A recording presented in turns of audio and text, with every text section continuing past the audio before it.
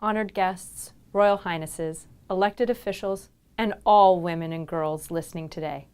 What a privilege it is to be speaking to you today at the United Nations headquarters to celebrate the International Day for Women and Girls in Science. I would like to thank Her Royal Highness Princess Dr. Nisreen El Hashemite and all the organizers for inviting me to speak. I must send my sincere regrets for not being there in person, as I was looking forward to meeting as many of you as possible to hear your stories and share ideas. That's why this day is so important. When we meet and discuss world challenges, we are all richer for it. These conversations put us on a path to make the step change in our communities and our global society. Women and girls in science is an important conversation. It goes to the very core of who we are as global citizens. Humanity is not only successful when every member of our society is able to contribute to the maximum of their abilities with energy, passion, and confidence. The fact that we still, in 2017, have women and girls who are prevented from making their best contribution simply because of their gender is deeply disheartening. And on this, I speak from personal experience.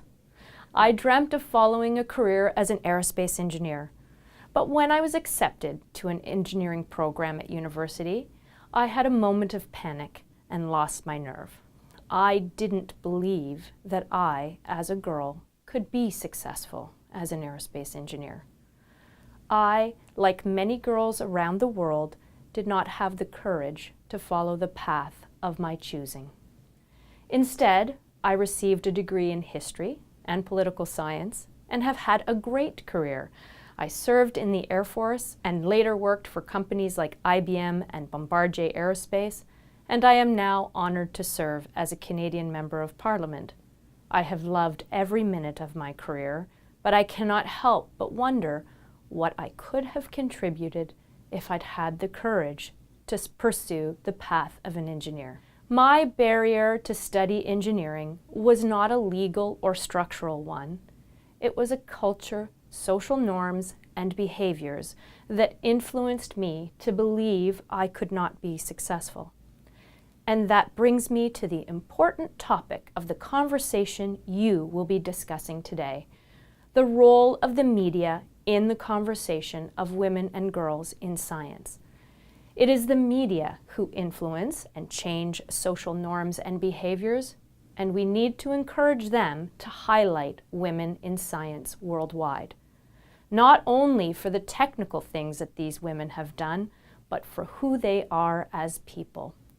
When we see their personal side, we can see a bit of ourselves in them, and we then come closer to believing we can achieve whatever we send our minds to, regardless of gender.